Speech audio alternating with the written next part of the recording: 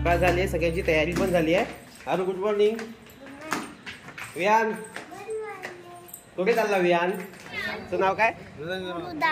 अच्छा, वियानची आता व्हॅन आली. वियानची व्हॅन. वियान इकडे बघ. ओय Viaan bye bye bye bye. तर मंडळी मस्त फ्रेश झालोय आणि आता जायला निघालोय ठाण्याला.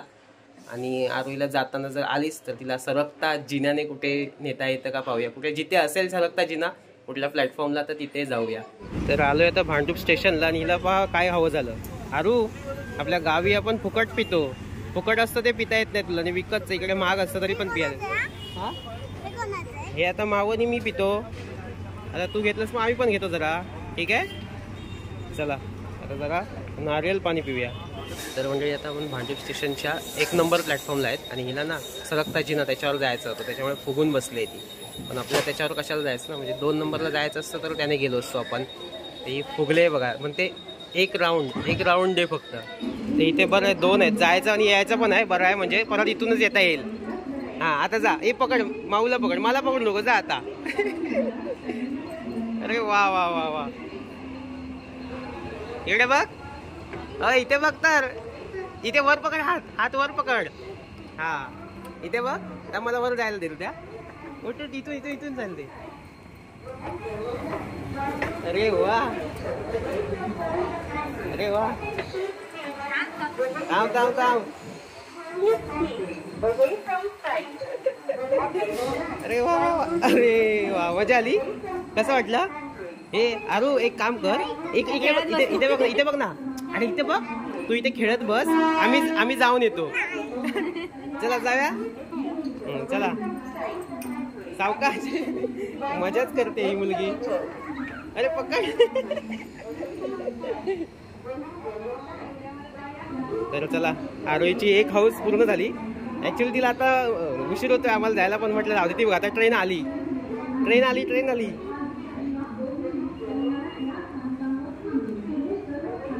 आली आहे इकडे.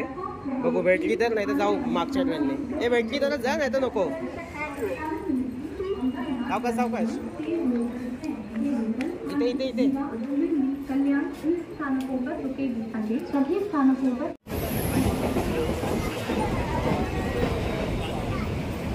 तर आता ठाण्याला पोचलोय. ठाणा स्टेशन, ठाणा वेस्टला आलोय आणि आता कोळशेतला जायचं आपल्याला. तर कोळशेतला जायला आता आपण रिक्षा पकडली आहे. आता बघू कसा ॲड्रेस मिळतो का आपल्याला. चला आता ॲड्रेस शोधत आपण जाऊया आणि तिथे गेल्यावर मॅडमला फोन करूया. आरो काय झोपा काढायला आली आहे की? तर अंतर खूप लांब आहे थोडं ठाण्यापासून, त्याच्यामुळे झोपली बिचारी. तर मंडळी आता आपण आलो आहोत कोळशेतला. तर आरोही पहा इकडे उपमा खाते.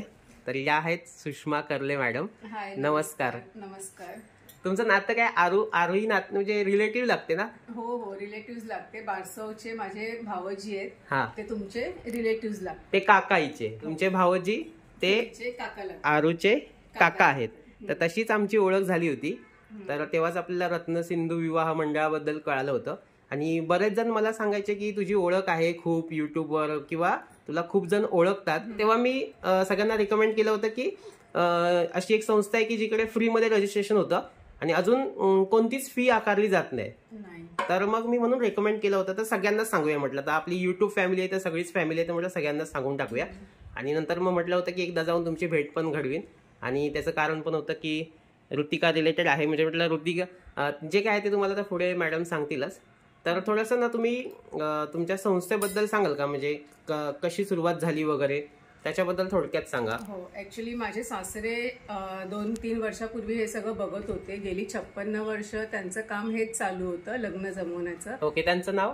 जयवंत बापू कर्ले. ओके. ऍक्च्युली त्यांचं ऑफलाईन मंडळ होतं. ऑफलाईन मंडळ म्हणजे ते जॉब करून नंतर संध्याकाळची समाजसेवा करायचे, तसं त्यांचं ते काम चालू होतं. ओके. तर ते नंतर 56 वर्ष त्याच्यामध्ये एवढे गुंतले होते की लोक ह्याच्याने त्यांना चांगले ओळखत होते. तर ते एक्सपायर झाल्यानंतर बरीच लोक त्यांची इन्क्वायरी करायला लागले की तुमची म्हणजे मंडळ बंद आहे असं हे करून. तर म्हटलं त्यांच्या नावाने लोकांना पण थोडंसं खूप गरज आहे. आता सध्या लग्न जमत नाहीयेत, खूप काही ना काय असं काही चालू आहे. तर त्यांच्या नावाने आम्ही ती वेबसाईट चालू केलेली रत्नसिंधू विवाह म्हणून. आणि मग ती आपण ती फ्री ठेवलेली आहे, काही चार्ज वगैरे घेत नाही. फक्त तुम्हाला तिथे प्रोफाईल संपूर्ण रजिस्टर करायचं आहे. अर्धवट भरून काही फायदा नाही, लोकांना तो दिसत नाही. त्याच्यामुळे तुम्ही प्रोफाईल पूर्ण व्यवस्थित रजिस्टर करा आणि त्याचं तुम्ही प्रोफाईल चेक करून मग एकमेकांना कॉन्टॅक्ट करून तसं लग्न जमवू शकतो. तेव्हा जेव्हा ऑफलाईन जेव्हा होतं ना तेव्हा पण फ्रीच होतं का? हा, तेव्हाही फ्री होतं. तेव्हा ते ऍक्च्युली 26 वर्ष वगैरे त्यांचे फ्रीज सगळे दिलेले होते. नंतर त्यांनाही ते थोडं लोक हे करायला लागली, म्हणून मग लग्न जमल्यानंतर त्यांच्या खुशीने जे देतील ते एक्सेप्ट करत होते. 500 रुपये फॉर्म भरून घ्यायचे आणि नंतर मग लोकांनी जमल्यानंतर जर त्यांच्या खुशीप्रमाणे जे काही देणार ते एक्सेप्ट करायचे. असं काही हे नव्हती जबरदस्ती की तुम्ही एवढे चार्जेस द्या वगैरे. आणि जे काही कोणी गरीब असतील, काही म्हणजे असं डिवोर्स झालेला असेल, त्यांची लग्न रिमॅरेज परत करायचंय, मग त्यांच्याकडनं ते चार्जेस नाही घ्यायचे, त्यांना ते टोटली फ्री असायचं. गरीब कोण आहे, त्यांची परिस्थितीच नाहीये, गावच्या कोण ओळखीमध्ये जमत असतील तर तसे ते असं त्यांनी ती सेवा फ्री ठेवली होती. तर म्हटलं त्यांच्या नावाने त्यांना एवढे ओळखत होती लोक, तर म्हटलं त्यांच्या मुलाला तेच सांगितलं की तुम्ही एक सेम त्यांची ती संस्था ऑनलाईन केली. हो, माझे मिस्टर आता कुठे आहेत ते? आता सध्या ते गावी गेलेले, नाही त्यांनाच बोलायला. तुमचं गाव कोणतं? इथे सिंधुदुर्ग मध्ये. नडगिवे. ओके. खारेपटणच्या बाजूने. ओके. मग आता आपली म्हणजे आपल्या वेबसाईटवरचं रजिस्ट्रेशन पूर्ण फ्री आहे? हो, फ्री आहे. पण असा एक म्हणजे एक प्रॉब्लेम असा होऊ शकतो की फ्री असल्यावर तिकडे सगळेजण रजिस्टर करणार कोणी, तर मग काही जणांना वाटतं की फ्री आहे तर त्याची व्हॅल्यू नसते. बरोबर बोलला. हा प्रश्न मला बरीच लोक करतात की फ्री आहे म्हणून ते रजिस्टर करताना, आणि स्पेशली मुली रजिस्टर करायला मागत नाही. बरोबर. तर मी खास करून मुलींना रिक्वेस्ट करेन की तुमची माहिती कुठेही लीक होत नाही. तुमची माहिती जोपर्यंत तुम्ही समोरचं प्रोफाईलने तुम्हाला शो इंटरेस्ट केलाय आणि तुम्ही एक्सेप्ट करत नाहीये तोपर्यंत तुमची माहिती किंवा तुमचा कॉन्टॅक्ट नंबर त्यांना दिसत नाहीये. मग त्याच्यासाठी तुम्ही फक्त एक्सेप्ट केल्यानंतर तुम्ही SMS थ्रू त्यांना कॉन्टॅक्ट नंबर शेअर करून पुढची बोलणी वगैरे करू शकता. तर मंडळ सगळं आपलं रजिस्टर आहे, काही असं लिगली आहे. तुम्हाला असं काही त्रास होणार पुढे असं काही नाहीये. त्याची जबाबदारी सगळी घेतलेली आहे. जोपर्यंत समोरचा एक्सेप्ट करत नाहीये जो शो इंटरेस्टची रिक्वेस्ट, तोपर्यंत तुम्ही असं म्हणजे कोणाला फोन नंबर विचारून किंवा आम्ही शेअर करत नाही. मला प्रत्येकाचे फोन नंबर माहिती असतात, पण मला पण कोणी समोरून विचारलं तर मी देत नाही नंबर.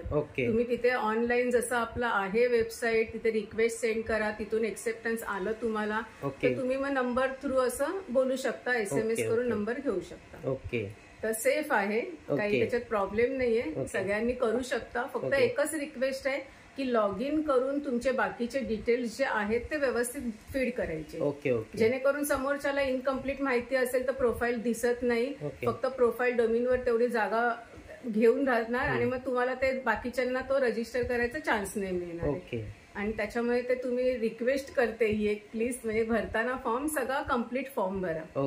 जसं तुम्हाला समोरच्यांचं असतं की एखाद्या मुलीचं प्रोफाईल बघायचंय तर तुम्ही विचार करता की मुलीचं पूर्ण डिटेल्स दिसले पाहिजे, फोटो दिसले पाहिजे, तसं आपलाही फोटो समोरच्याला दिसला पाहिजे याची बरोबर काळजी घ्या. हे बघा तोपर्यंत त्यांचा खेळ सुरू झाला.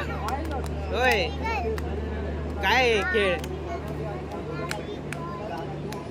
आणि आता मला सांगा की आपलं आता आपलं ऑफिस कुठे यायचं, म्हणजे आता ऑफिस म्हटलं तर आता घर, जसं तुमचे सासरे घरातूनच करत होते, तसं आता तुमचं कुठे ऑफिस आहे का? आता त्यांचं ऍक्च्युली आमचं एक खारेगाव मध्ये पण ऑफिस आहे रत्नसिंधूचं, तिथूनही आमचं संडेला एव्हरी संडे तिथेही काम चालू असतं. माझे सासरे करत होते तेव्हा ते भांडूप मध्ये त्यांचं 2 संडे भांडूपला असायचे, 2 संडे खारेगावला असायचे. आता ते एक्सपायर झाल्यानंतर भांडूपचं आमचं बंद झालेलं आहे, मग हे ऑनलाईन चालू आहे आणि खारेगावचं आमचं ऑफलाईन पण चालू आहे. आणि असंच आता मी अजून एक हे करते की आपण ऋतिकाला पण छान एक चान्स देऊया आणि आपलं ऑफिस त्याच्याबद्दलच मी विचारणार होतो. ऍक्च्युअली मी त्यासाठीच ऋतिकाला घेऊन आलो इकडे की तुमचं आता तुम्ही कोकणात तुम्हाला एक ऑफिस करायचं आहे, तर त्यासाठी तुम्ही नाही, मला मी तिला आता तेच रिक्वेस्ट करायला तुला सांगितलं तिला घेऊन ये, कारण तिला मी थोडं समजवते कशी आपली वेबसाईट आहे, कसं रजिस्ट्रेशन करायचंय आणि त्याच्यावर मग तुला पुढे प्रोफाईल वगैरे आल्यानंतर काही इनकम्प्लीट असतात तर त्यांना कॉन्टॅक्ट करून तुला ते कम्प्लीट करायला सांगायचंय. आणि मग कोणी फोन केला तर त्यांना ते थोडीशी फक्त माहिती द्यायची आपली. हे मी आता हिला थोडंसं समजवणार आहे, तिला देते आयडिया, आणि आपलं ऑफिस लवकरच तिकडे राजापूरला चालू करूया. ओके. नवीनच आपली वेबसाईट, नवीन म्हणजे आता तरी बरेच दिवस म्हणजे 6 महिने झालेच आहेत, आणि नवीनच असल्यामुळे, सुरुवात असल्यामुळे थोडेसे आपलं प्रोफाईल कमी आहेत, पण होतील प्रोफाईल चालू. हॅलो, हा बोला. हो. तर मॅडमला अच्छा रोशन पवारच्या इथून मिळाले नंबर. काय हा बोला ना. माझे आमच्याकडे रजिस्टर करायला लागेल तुम्हाला तुमचं प्रोफाईल. तर आपल्या व्हिडिओ मधूनच नंबर मिळालाय, आपण मागे व्हिडिओ मध्ये ऍड केली होती. तुम्हाला जी वेबसाईट आहे रत्नसिंधुविवाह.com, तिथे जाऊन तुम्हाला रजिस्टर करायचंय. सचिन साळुंखे, ठीक आहे. ओके, ठीक आहे. हो चालेल. रजिस्टर केल्यानंतर तुम्हाला काही बेसिक गोष्टी विचारतील, मुलाचं नाव, त्याच्यानंतर डेट ऑफ बर्थ, त्याच्यानंतर लोकेशन आणि ईमेल आय डी वर तुम्हाला log in ID password received होईल. परत सेम लिंकवर जाऊन तुम्हाला लॉग इन करायचं आहे. जो तुम्हाला लॉग इन ID आलेला असणार तो टाकायचा आहे तिथे, आणि बाकीचे सगळे डिटेल्स भरायचे, प्लस 2 फोटो अपलोड करायचे. तेवढं हे कम्प्लीट करून घ्या फॉर्म. ठीक आहे, मी करते तुम्हाला आता SMS. आपल्या SMS मध्ये एक लिंक आहे वेबसाईटची, त्याच्यावर जाऊन रजिस्टर करा. ठीक आहे, ओके, थँक्यू. तर नेमका आपलं कन्व्हर्सेशन सुरू होता आणि नेमका तर फोन आला होता, आणि नेमका आपला व्हिडिओ पाहूनच फोन आला ना. म्हणजे योगायोग कसा बघा जुळून आला. तर आपण मागे काही व्हिडिओ मध्ये नंबर दिले होते, तर असे फोन येतात म्हणा. फोटो दिसतोय ते सासरे का तुमचे? हो, माझे सासरे आहेत, ज्यांचं हे मंडळ चालू होतं, ते जयवंत बापू करले. ओके. हा, मध्ये बऱ्याच लोक ओळखत असतील त्यांना. भांडूप मध्ये जी शिवाजी हायस्कूल आहे, शिवाजी तलावच्या बाजूला. ओके, भांडूप याच्यामध्ये भांडुपला, तर त्यांचं मंडळ चालायचं. ओके. प्रत्येक रवी 2nd आणि 4th तिथे असायचे, आणि 1st, 3rd आणखी 5thला ते खारेगावच्या ऑफिस. ओके. जर कोण ओळखत असेल तर कमेंट करून सांगू शकता तुम्ही. नक्की मलाही आवडेल. हा, कमेंट करू शकता, किंवा त्याबद्दल तुम्हाला जर कॉन्टॅक्ट करायचं, बऱ्याच दिवसांनी तुमचा नंबर मिळेल आता, तर त्या संदर्भात पण तुम्ही कॉल करू शकता.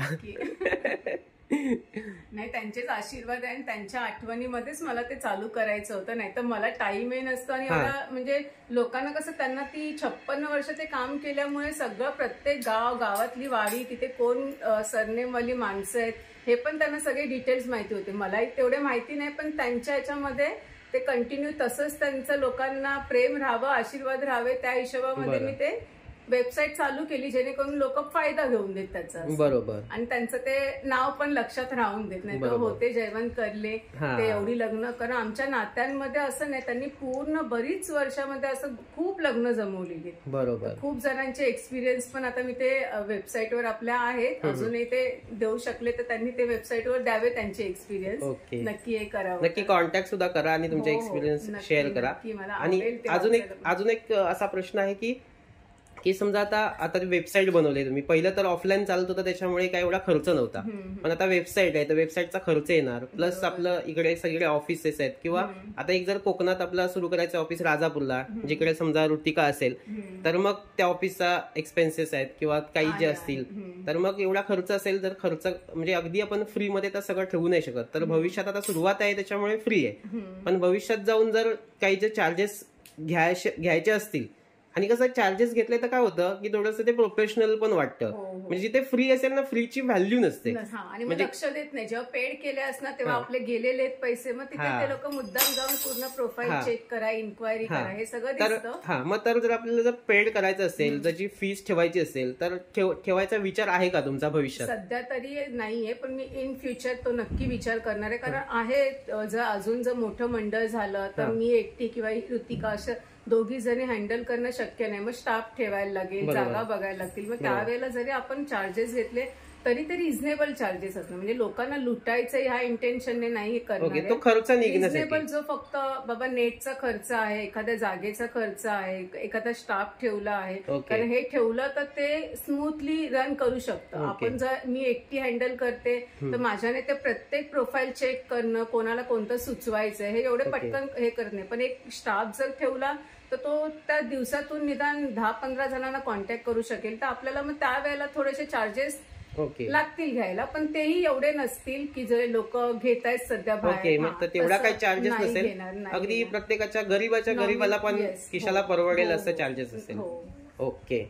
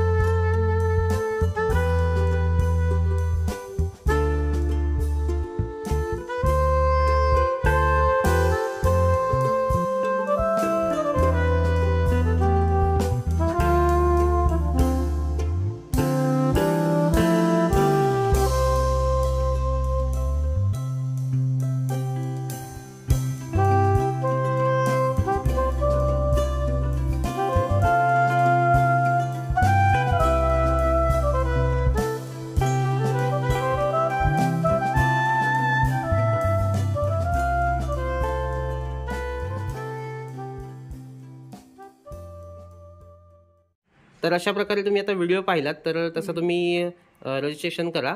आणि जर काय अडचण आली तर 10 ते 8च्या मध्ये कधीही फोन करू शकता, सकाळी 10 ते संध्याकाळी 8 वाजेपर्यंत. ओके. आरू जाऊया ना की राहतेस तू इकडे? थांबतेस तर थांब, बघ मोठं घर आहे.